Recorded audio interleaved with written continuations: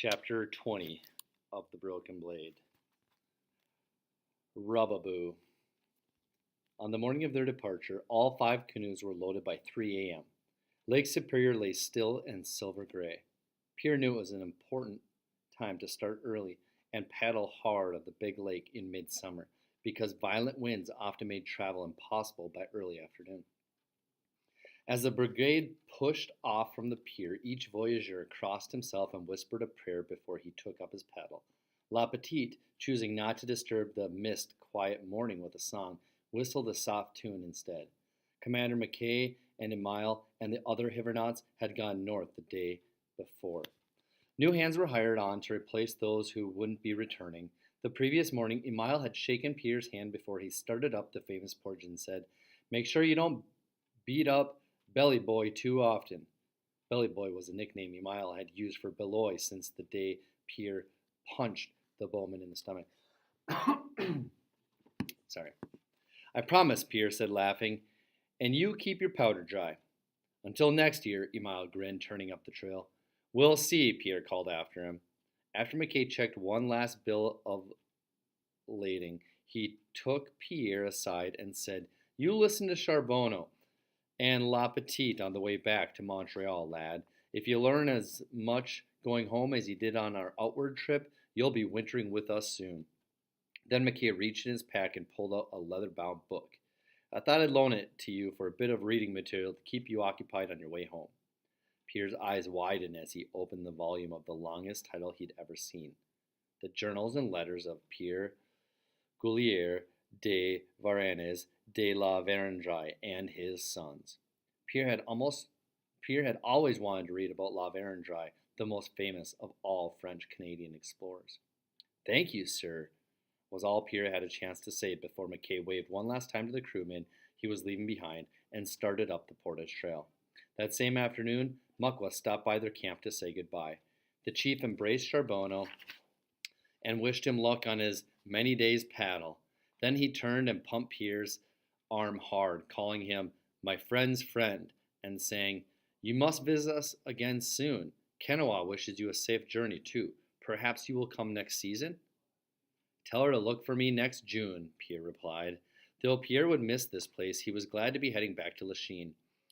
When he thought of Kenowa and her straight parted hair and shy smile, he longed for the gentler pleasures of home. Tired of smoke and grease and unwashed men, he was looking forward to simple things such as sitting at a clean table and eating a meal of his mother's roast chicken and blueberry pie, soaking in a tub of hot water, and sleeping on the soft ticking of his old bed. As the painted prows swung east, Pierre saw the dark eyes of Kenowa in her quiet lodge up on the hill. He would return to Grand Portage. His first journey was made out of duty to his family, but next time he would voyage here on his own account. He'd been thinking a lot about what McKay had said about tending to his studies. If he could use his schooling to secure a place as an officer of the company someday, that would give him the best of both worlds. He could learn and profit and adventure all at once. One by one, the paddlers began their steady dip and pull. "So what do you think of our new boat, Pierre?" Charbonneau asked proudly. "It looks narrower than our old one." "You've got a good eye for canoes. It's speed we want. And just like the clipper ships back east, trimmer is faster." "Well, she's a beauty," Pierre agreed. As he studied the clean, new ash of the gunwales, he remembered his father telling him how important it was to pull his own weight. On the route home, he would make up for any weakness he'd shown earlier. "I'll paddle as I've never paddled before," he promised himself. Pierre strained with his arms and shoulders, forgetting that the legs and back are the key. He pulled hard and fast, forgetting that pace is everything in the canoeman. Soon he was forced to catch his breath, and before they cleared the harbor, his muscles ached. Suddenly he was angry with himself. How had he forgotten Lalonde and Charbonneau's advice so soon? When he finally caught the old rhythm, he smiled, thinking back to his first days on the Ottawa. Pierre soon forgot his paddle altogether and cheated his work by dreaming. Time passed in a blur. The paddling and pipes stopped, fell into their familiar pattern as the sun tracked its way across the sky. A western breeze came up by mid-morning and helped push them on. Anxious to the adventure and advantage of the conditions, La Petite and Charbonneau kept the rest stops short. Work your blades, boys, one or the other would sing out.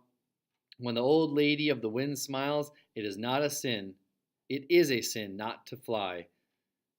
Scoring the pleasant weather as he scorned all things below, was silent. By early evening they traveled nearly 70 miles. Then Charbonneau steered his boat alongside La Petite's and called out, "That's Nipissing Point just ahead. Shall we call it a day?" Pierre's heart was thrilled at the prospect of a rest. "Fine with me, Charbonneau," La Petite replied, sculling his oar with practiced ease. "Though these fellows haven't pushed the issue," Charbonneau said, motioning with his paddle toward his crewmen, "I know they're itching to test the speed of their boat." Pierre turned angrily. He couldn't believe the men would suggest a race after they'd paddled for 14 hours. "I thought, maybe, you got beatings enough on your first trip to last you all the way back home," La Petite teased. "But this is a new canoe." "Your men are the same, Charbonneau. Don't kid yourself. The canoe doesn't paddle itself." Then turning to his crew, La Petite continued, "What do you say, fellows? Shall we give these amateurs a lesson?" A moment later, all 5 canoes were racing for Nipissing Point. Pierre paddled without enthusiasm. He thought, why not just save our strength for carrying the firewood and taking the teasing that is sure to follow?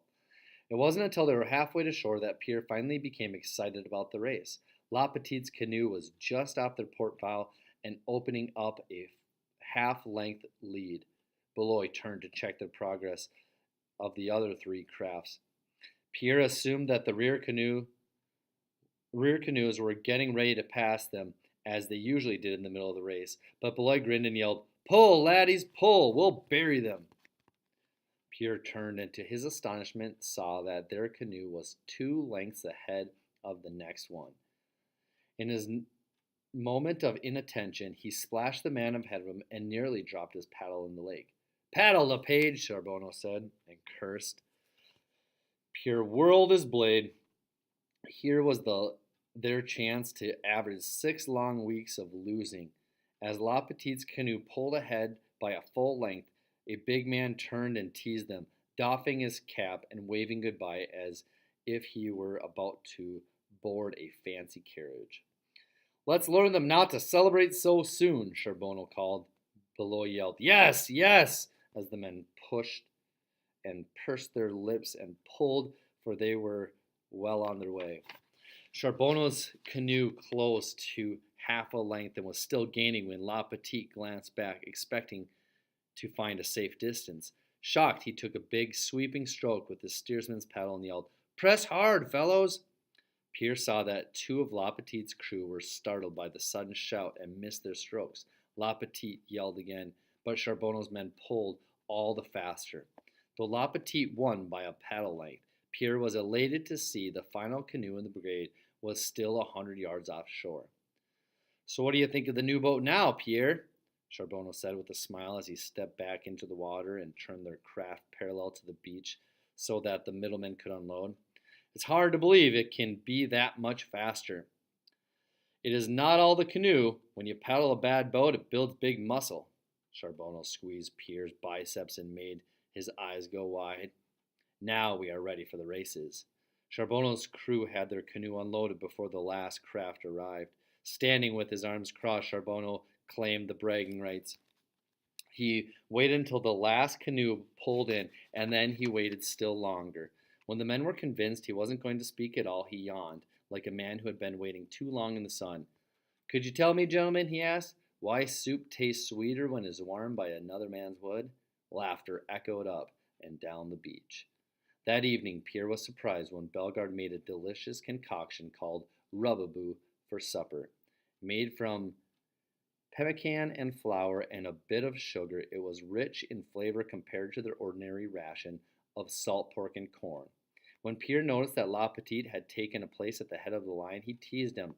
"Not only is our famous steersman fast on the water," Pierre said, "but he is quick to get at the cooking pot." The crewman laughed. "Hush up and eat, LePage," La Petite countered. "Forgive me, sir," Pierre said, "but I am only a poor student learning how to paddle my canoe." As Bellegarde ladled up generous portions of his specialty, the men were quick to show their praise. You are an artiste with a cooking pot, monsieur, Charbonneau said as he watched the greasy little man load his plate. And your intelligence is surpassed only by the quality of the company you keep. Pouring it on a bit thick, aren't you, Charbonneau? La Petite called out from across the fire. Talent needs praise to flourish. Why don't you tell the truth? La Petite insisted, and admit that you're just happy to see someone else gather the wood for once. Several of the company seconded the comment. Besides, Charbonneau, La Petite continued, you forget I wintered with you up on the Red River, and I defy you to.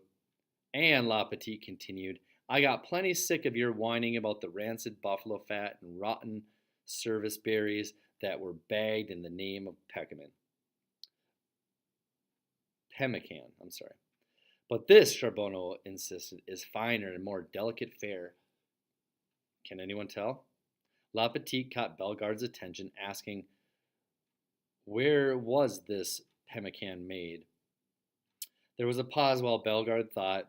I believe McKay said it came from Pembina. The men, knowing that Pembina was a post on the Red River, instantly burst into laughter. Pierce stared at his plate. The black fibers that he'd assumed were strands of dried buffalo meat looked suspiciously like hair. He leaned in La Petite's direction and whispered, is there ever hair in pemmican? Is there water in a lake? Pierre frowned. What sort of hair would it be? La Petite was still catching his breath from his hard laugh. It depends. It might be buffalo, coyote, prairie dog, human. Who knows? Sometimes it might be a mix of several kinds of critters. Pierre looked down at his plate again. He was hungry for something simpler, like boiled corn. The end.